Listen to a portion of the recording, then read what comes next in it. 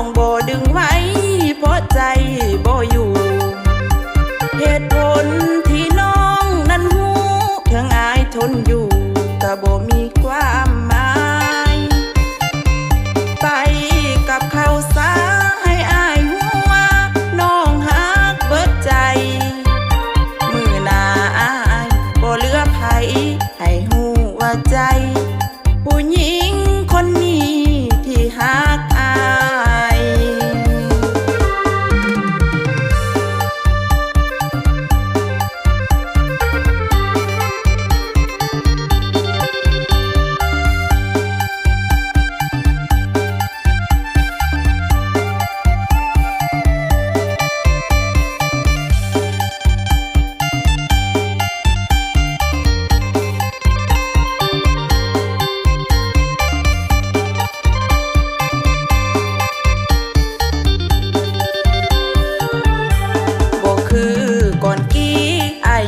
น้องดีไปเบิดทุกอย่าง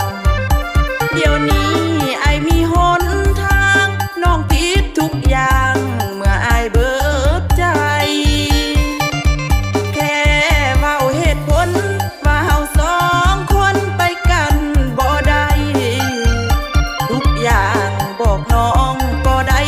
น้องพอเข้าใจที่อายเป็น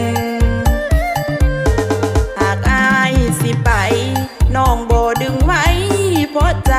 บ่อยู่เหตุผลที่น้องนั้นหูเพียงอายทนอยู่ก็บ่มีความหมายไปกับเขาซะให้อายหัวน้องฮักเบิดใจมือหน้าอายบ่เหลือไผให้หูว่าใจผู้หญิงคนนี้ที่ฮัก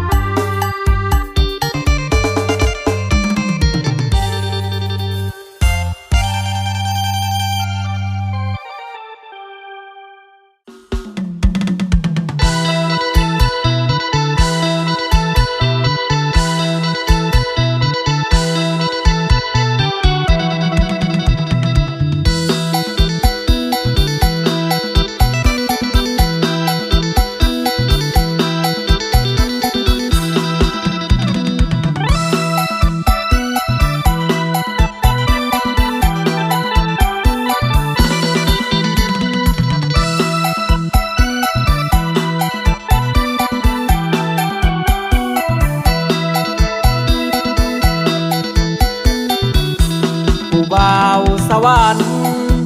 ฮักกันกับสาวเซโนได้บ่หน้าตาบ่หล่อแต่อายบ่เคยหลอกไผมาเห็นสาวงามนวลน้องพร้อมขายปิ้งไก่เจ้างามถึกใจสาวผู้ไทยเมืองอุทุมพรน้องส่งยิ้มมายามอายขี่รถแล่นผ่านเห็นน้องตาหวานยกปิ้งไก่ขึ้นมาเป็นโตพร้อมกับข้าวเมา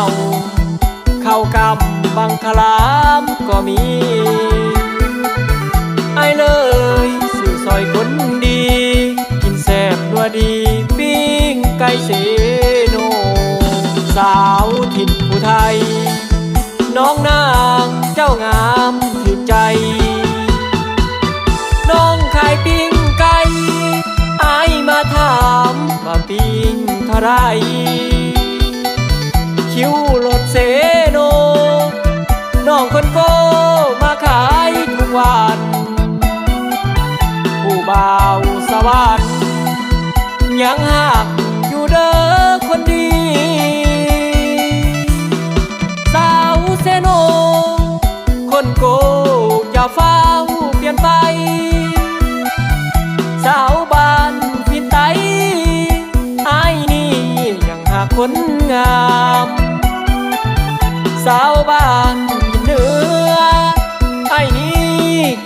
ซ้ำไว้สาวบ้านโคกใหญ่อายหักอีหลีนะโมน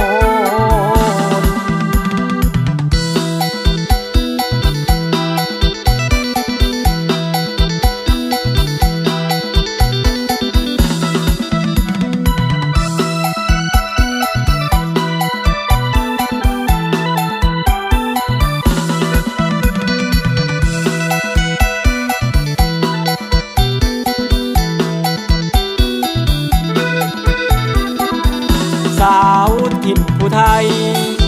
น้องนางเจ้างามถึกใจ น้องขายปิ้งไก่อายมาถามว่าปิ้งเท่าไรคิวรถเสโนน้องคนโกมาขายทุกวัน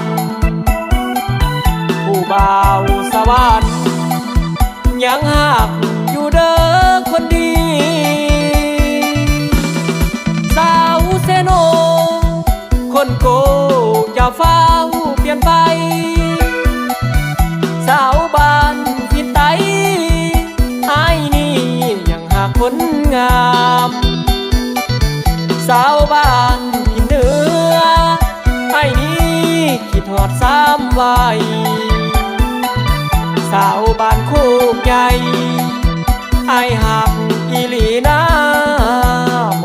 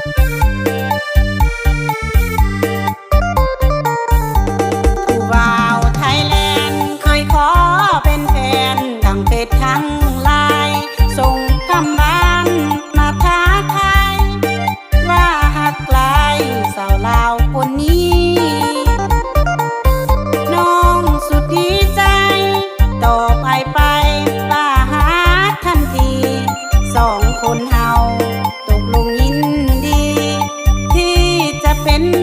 เ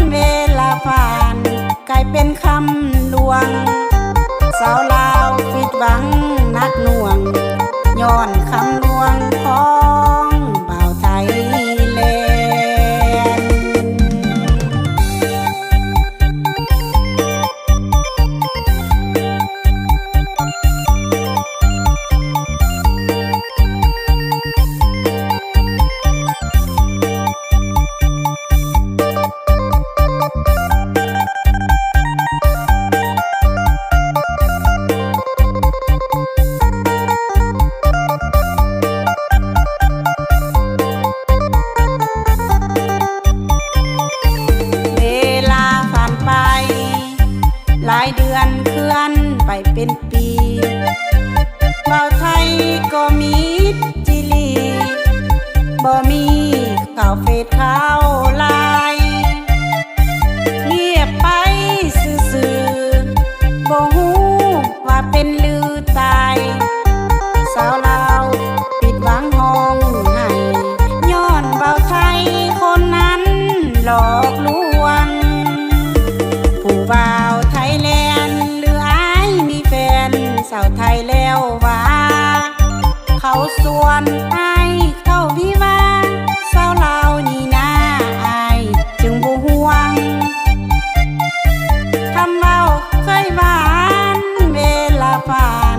กลายเป็นคำลวงสาวลาวผิดหวังนักหน่วงย้อนคำลวงของ